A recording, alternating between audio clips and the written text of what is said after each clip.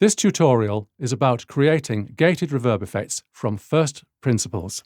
Gated reverb is an effect popularized in the 1980s and is useful particularly on individual drums when you want to have a very strong reverb but without it overlapping subsequent drum hits, making the overall sound less clear. Or you could have reverb suddenly spring into life whenever there's a tom fill.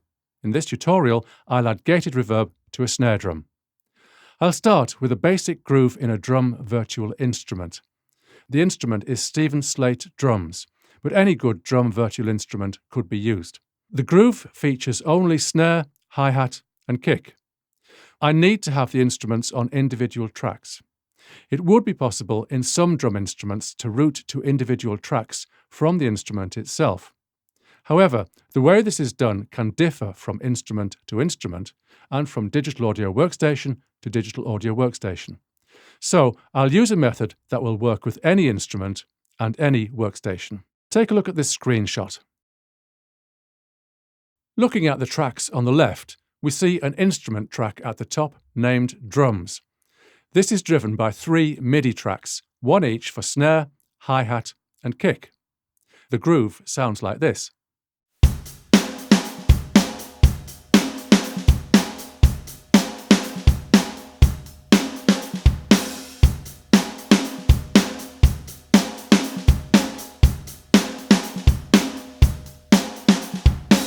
Next, I'll export the snare, hi-hat and kick to separate stereo audio tracks. Leaving the snare for the moment, I'll export the hi-hat. There are various ways of doing this, but I'll use a method that works in any digital audio workstation. Strictly speaking, it isn't necessary to convert the hi-hat and kick tracks to audio, but it makes more sense for the whole drum set to be either MIDI or audio. And I'll work with audio so that I can separate out the snare drum from the mix. Notice that the solo button on the drums track is grey. This indicates that the track is in solo safe mode. This means that it will not be muted when any other solo button is pressed. It will continue to sound. So, to hear the hi-hat alone, I press the solo button on the hi-hat track. This is what it sounds like.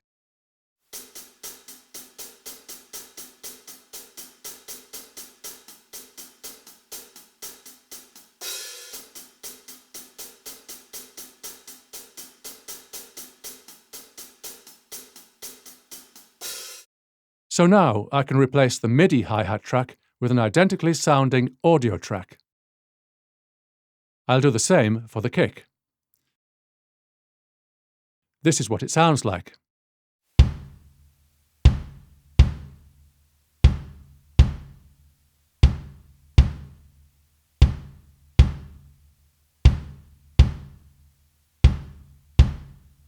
Like before, I can replace the MIDI kick track with an identically sounding audio track. For the snare, I'll do something different. I want this to be quite dry so that the gated reverb effect that I eventually end up with is very clear. So let's go to the mix screen of the drum instrument. You'll notice to the right of this image channels for overhead and room. Let's hear the snare with these default settings.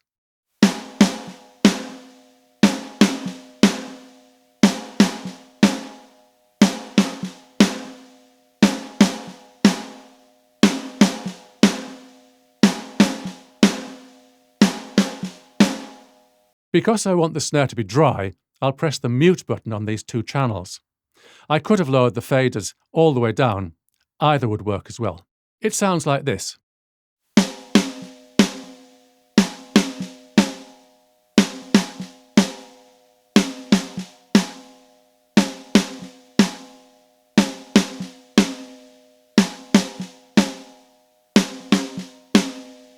I'll import the dry snare audio into the digital audio workstation, replacing the MIDI track.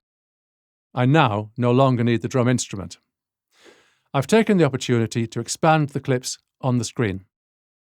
In theory, it shouldn't sound any different to the MIDI version, other than the dry snare, but I'll play it through just to be certain.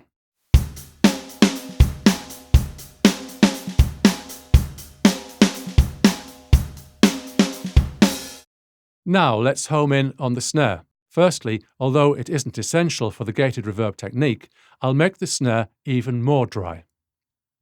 I'll do this by inserting a gate into the snare channel.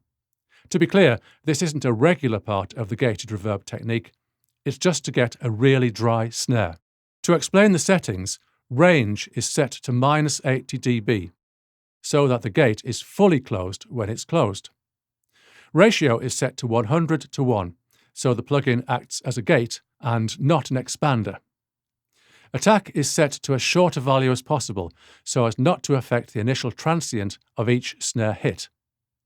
This plugin also has a look-ahead feature, which makes sure that the gate opens a tiny fraction of a second before the strike. Threshold is set so that the gate triggers reliably. As a side effect, this has eliminated the ghost notes, but we don't need them for this demonstration. Hold and release are set to values that are subjectively pleasing. Let's hear the snare by itself through the gate. The audio will alternate between switching bypass out and in, so that you can hear the difference.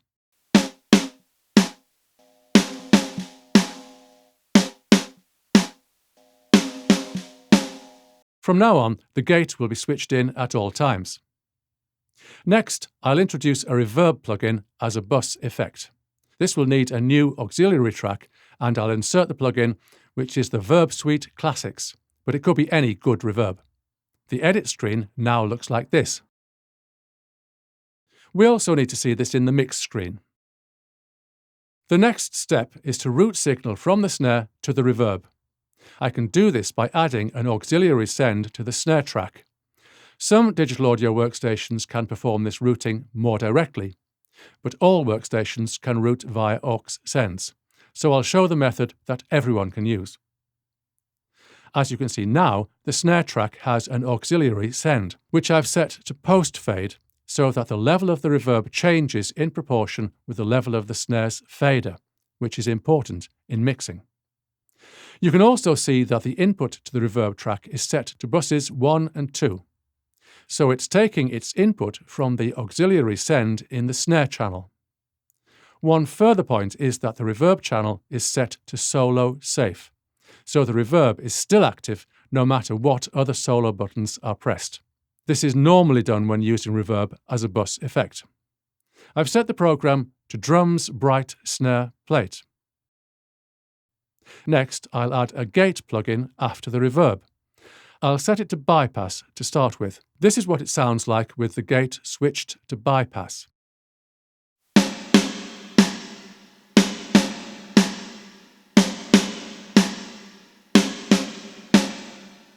Clearly, if the reverb were to be used without the gate, then some tweaking of the program would help. But this kind of reverb sound will be useful for my further demonstration. And with the gate switched in, with not too much optimization of the settings as yet.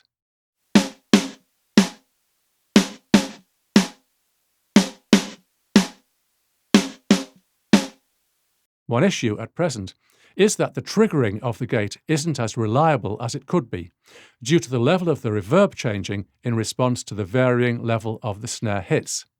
So I'll use a technique that is common when applying gated reverb to a real snare drum. With a real snare drum, to get a reliable trigger, you might tape a contact mic to the shell of the drum. The output of this mic will not be routed to the mix, but used to trigger the gate. I'll do a similar thing here. Firstly, I'll set up a new auxiliary send from the snare track. Things to look out for here are these. The new auxiliary send is routed to bus 3. It's set to pre-fade so that changing the level of the snare fader doesn't affect the triggering of the gate. The gate is set to trigger from the external key input of the sidechain, which is a separate input that can be used to trigger the gate from a key other than the normal input signal. The key input of the gate is set to bus 3. So now, with a change of settings to achieve an interesting result, we have this. I've alternately muted the reverb so that you can compare the difference easily.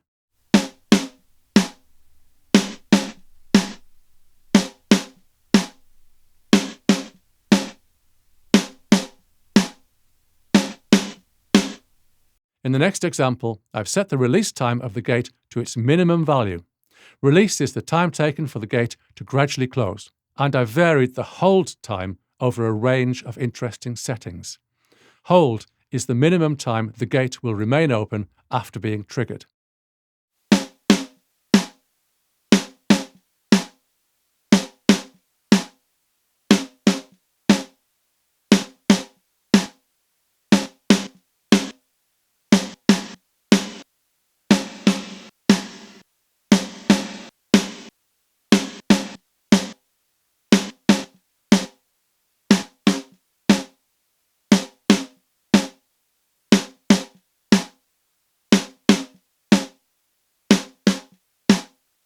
For the next example, I've set the hold time to its minimum value and varied the release time over a range of interesting settings.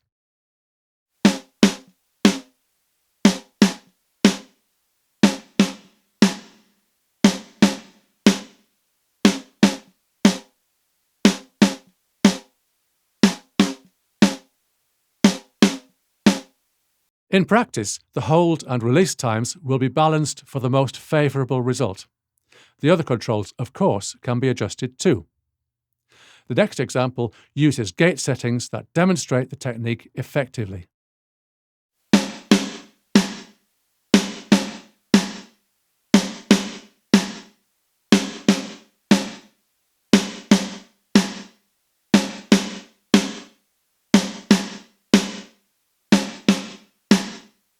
Finally, with another adjustment to the gate settings and also the levels of the snare and reverb, I'll play the whole drum groove so that you can hear the gated reverb effect in context.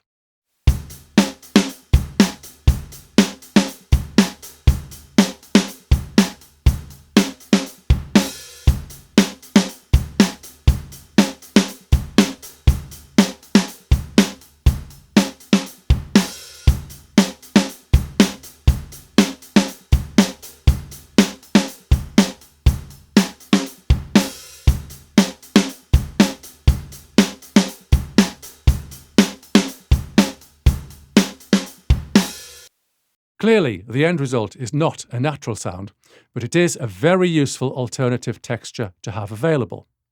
This demonstration has just scratched the surface of the variety of sounds that can be achieved with different snare sources, different reverbs and programs, and different gate settings. And this is just on snare drum. An exploration of the power of gated reverb is strongly recommended. Finally, let's return to the original groove, followed by the version with gated reverb on the snare.